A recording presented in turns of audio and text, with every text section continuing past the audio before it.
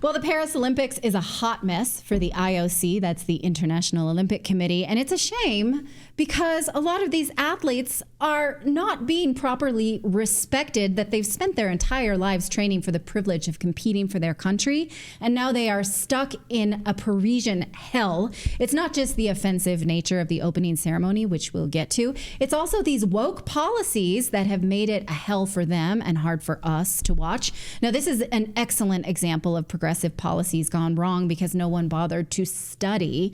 The Paris Games, the organizers said that they wanted this to be the most sustainable games ever. They threw around words like plant-based and green and sustainable, and now they're all living in hell. So first off, the food. Athletes may have thought that, ooh, I'm going to Paris. Parisians pioneered haute cuisine. Maybe I'll eat some awesome food. No, in fact, they're not even eating food, period, because there are shortages. The athletes are starving because the organizers had tried to offer a 1/3 plant-based menu, and elite athletes mostly don't want that. They are now having to ration meat and eggs because they're in such high demand. You'd think anyone who studies the nutrition of elite athletes would already know this, but I guess they didn't. The British team had to hire an extra cook for their team and put the cook in their team headquarters and say, we're not going to eat in the Olympic Village. It's just insufficient. The German national field hockey team called the food a disaster. Now, also, the organizers said, in the name of the planet, we are going to forego air conditioning because air conditioning is not green, according to them. Here's how that went. Why did Paris said they are not providing AC for athletes during this Summer Olympics? So here's the scoop. Paris wants to host the greenest ever games, which means no air conditioning in the athletes' complex. Yep, you heard that right. No AC. Instead, they're using a fancy water pipe system under the floors to keep things cool. But wait, Paris had record-breaking heat waves last summer, and it's one of Europe's hottest cities. Over 5,000 people died from extreme heat in France last year. The plan is to keep rooms between 73 to 79 degrees Fahrenheit and provide fans. Sounds like a sauna, right? Well, the USA ain't sweating it.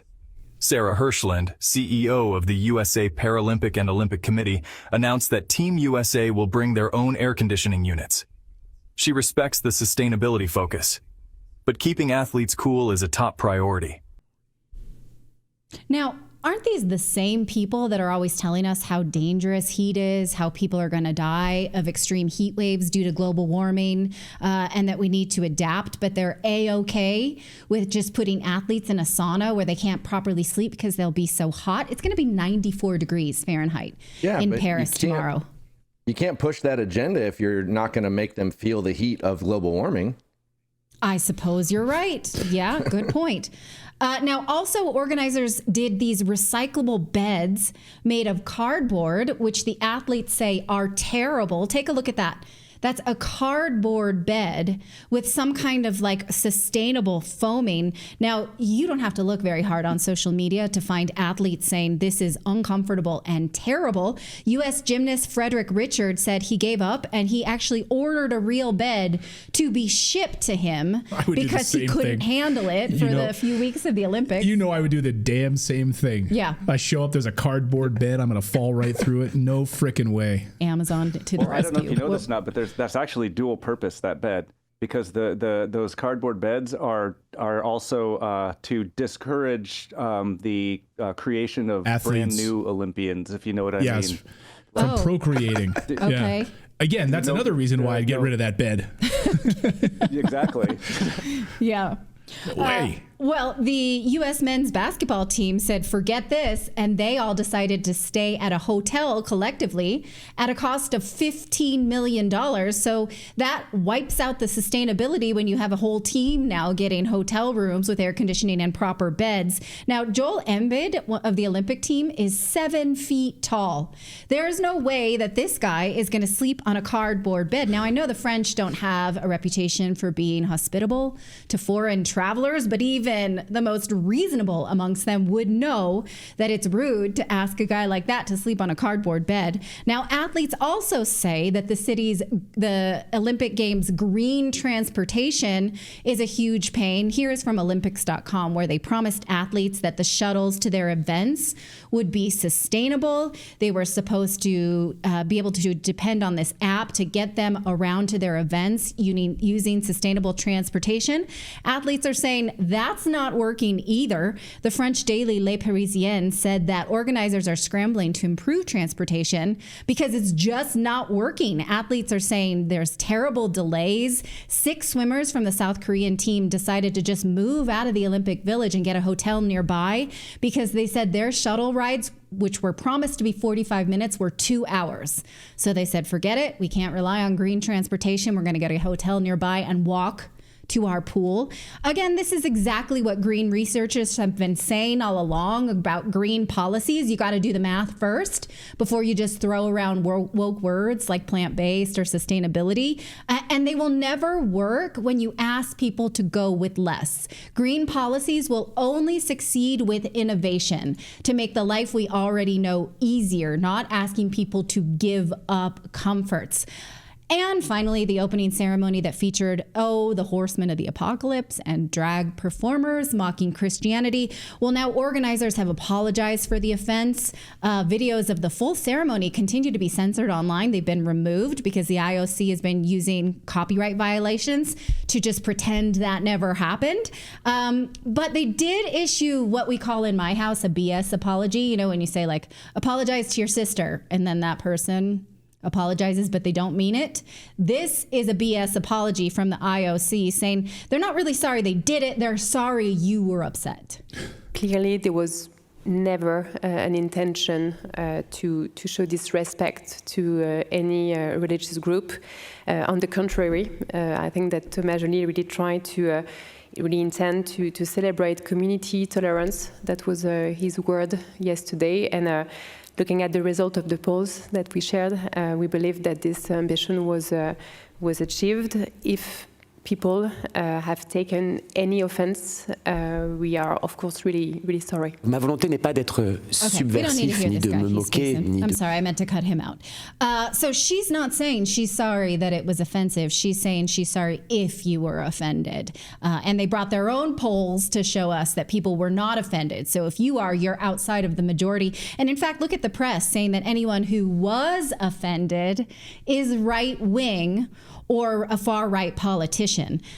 So already making excuses for how, you might feel this way, but if you feel this way, you're in a hate group. So don't feel this way. Love it. You're planning on doing a mockery of the Last Supper. It is intentional. It's not like you slipped and fell and accidentally put on a show about the Last Supper. Like you planned this for months ahead of with a team and television cameras. That kind of looked like the Last Supper. Oh yeah, well it did, didn't it? Like whoops, whoopsie. You know what? Oops. I didn't even notice that. Thanks for pointing that out. Yes. I don't know. I mean, maybe can we put up just that video again, but play it without sound? Is that possible? Now, people are saying that the Paris Olympic flame looks kind of like the haircut of Mary J. Blige, and nobody noticed that. So that kind of was accidental. The like flame haircut. Sorry, I put Which one are you talking about? So if you put up this lady apologizing here, take a look at the placard in front of her. The flame looks like a Mary J. Blige haircut, the above Paris 2024. And nobody noticed that. They just didn't have a graphic designer like, oops, that does look like Mary J. Blige. Google that later or search that later. It's kind of funny. So maybe they didn't notice that. But they intentionally put an obese queer lady as Jesus, a Jewish obese queer lady as Jesus, and said, we did not mean to offend. Like they just didn't think it through, right? Now, this is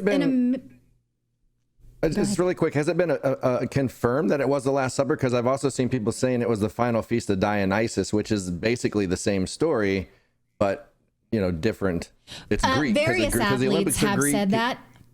And actually, the woman who played Jesus confirmed it on Instagram and said she is a queer, obese, Jewish Jesus. She said that, so it was her intention. Different French outlets have said that that's the case, but the blue guy was Dionysus. I mean, does it matter if you're, trying to unite the world, but also doing so with divisive imagery? That's really important to Christians. Maybe it's important to be sensitive to everybody. Now, again, the way the press is covering this is kind of an amazing flex on defending France and also woke culture and gay perversion is what I want to call it, because it's not representative of normal homosexuality by any means, but they're doing so. But when you juxtapose this and realize how much the media 10 years ago took the piss out of Russia when they hosted the Sochi Games, this was from a 2014 article in The Nation that pointed out how the media and President Obama himself actually took every opportunity to dump on Russia during the Olympic Games. For what was otherwise a well-done Olympic hosting. The opening ceremony was beautiful, offended nobody. They had clothes on. It celebrated Russian culture, and the athletes experienced comfort and hospitality in Russian modernity. But the press still took daily dirty shots at Putin. So now consider how the media is protecting France for this utter, I was going to say, cock-up, for lack of a better word, and not admitting that no one did the math for green policies.